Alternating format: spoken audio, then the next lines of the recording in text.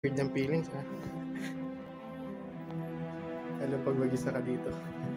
Sobrang nakakakilabot. Kasi yung ano niya, yung loob niya, sobrang sikip. Sobrang init na halos wala nang labasan ng hangin. Tapos yung mapasukan sobrang lito. Talagang kung malaki ka, kailangan mo yumuko or umupo para makapasok sa loob.